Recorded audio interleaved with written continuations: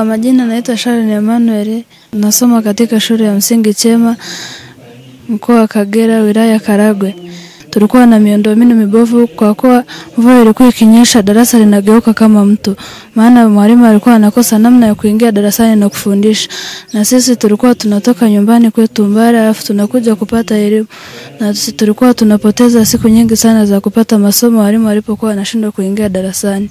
Na mabinti tulikuwa wengi sana na wakati vyuo vilikuwa na matundu mawili ambavyo tulikuwa wanafunzi wasichana tulikuwa tunatoka zaidi ya 200.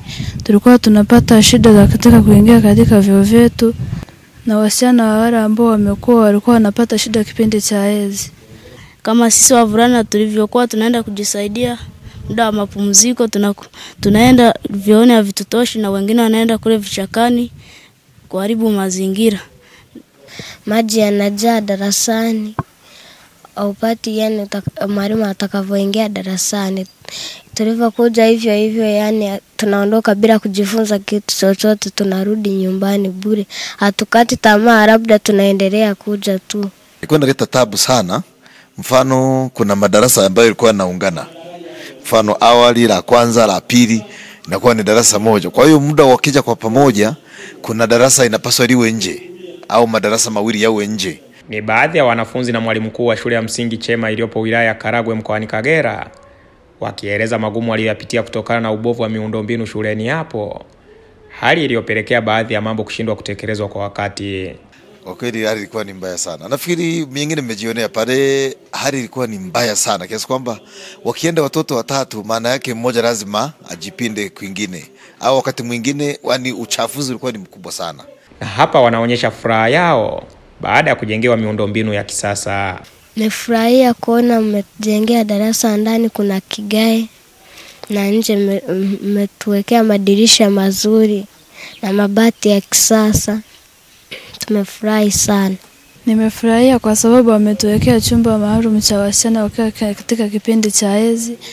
Wametuwekea doani na kutupatia kitu cha uteketezaji wa taka hizo za hedhi.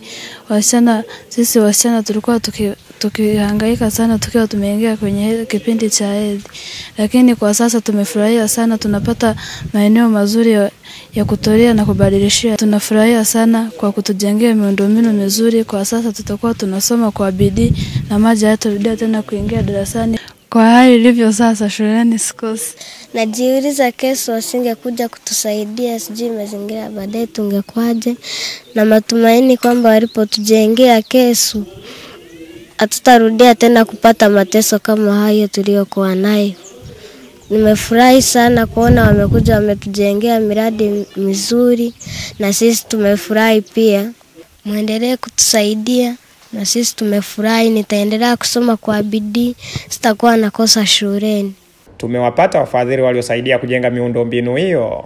Wanatoa ufafanuzi na sababu za kuamua kuwasaidia. Karibu, tuanze na majina lakini pia tuambie unatoka taasisi gani. Asante. Majina yangu mimi ni Lamek Kiula. Niko taasisi inaitwa Kinda Education Support ama kwa kifupi KESU. KESU ni nini kwa mtu ambaye ndo anaisikia kwa mara ya kwanza leo?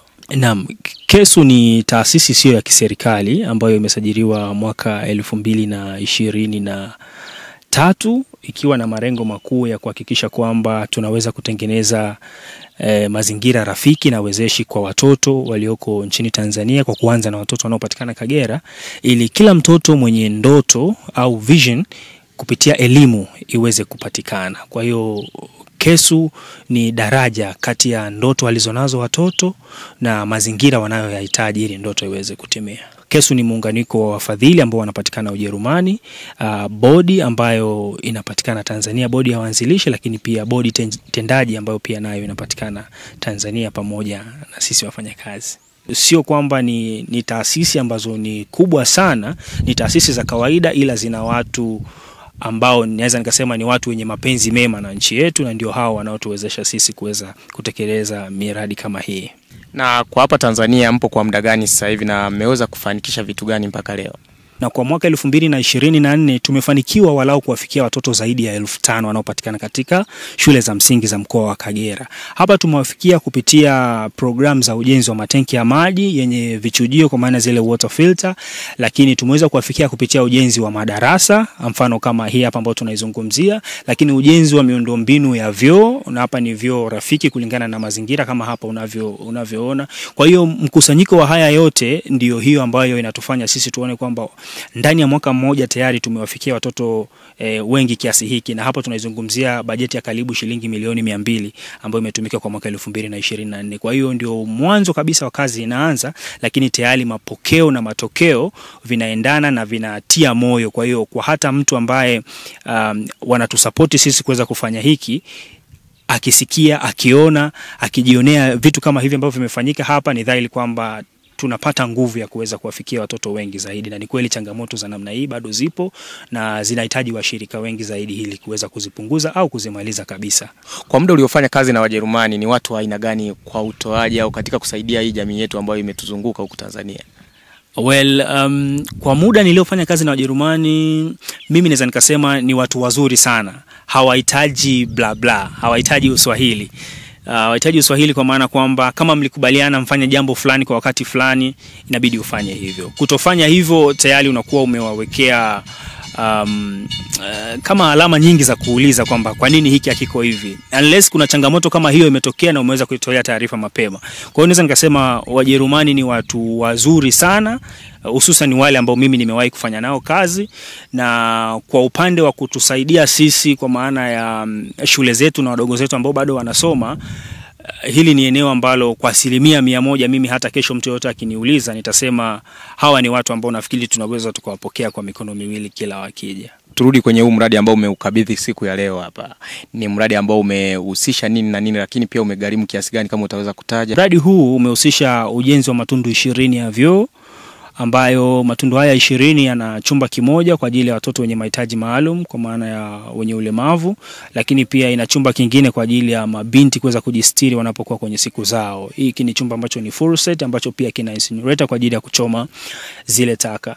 Na mradi huu umehusisha pia ujenzi wa madarasa mawili kuanzia mwanzo hadi kukamilika. Haya ni madarasa ambayo yamejengwa katika standard nzuri, na zaidi tumeweza pia kuweka furniture kwa maana kuna madawati kwa ajili ya wanafunzi. Miradi hii yote miwili ina zaidi ya shilingi milioni 85 ambayo imeweza kuwekezwa katika halmashauri hii ya Karagwe katika shule ya msingi ya Chema ambayo inapatikana kata ya Nyakabanga. Kwa majina naitwa Mwalimu Evodus Constantini, shule ya msingi Chema. Ni mwalimu mkuu. Shule ya Chema hii ilianza mwaka 2003. Ipo kata Nyakabanga, wilaya Karagwe, Kagera. Na kwa sasa tuna wanafunzi 349. Wavulana 203 na wasichana 146. Vyumba vya awali vilikuwa ni vya wananchi, havikuwa kwenye vipimo havikuwa kwenye vipimo rasmi. Kwa ni wananchi walikuwa wanapambana wanavyoweza, lakini kwa miundombinu hii ambayo imetengenezwa na hili shirika la KESU, hivi viko standard kabisa. Na nafikiri mnaviona viko standard kabisa. Yani hii Chema kabisa mimi ninavyotamani, nilishawahi kuona kwenye mtandao kuna shule moja niona kuna shule ambazo zinasifika sana hapa Tanzania. Kuna angalau Chema tungekuwa tunatamani angalau tuje tupata hata na sekondari. Maana sijatembea sehemu nyingine, lakini naona kuna shule ambayo ilikuwa kabisa inasifia kama Mirambo. Mirambo High School.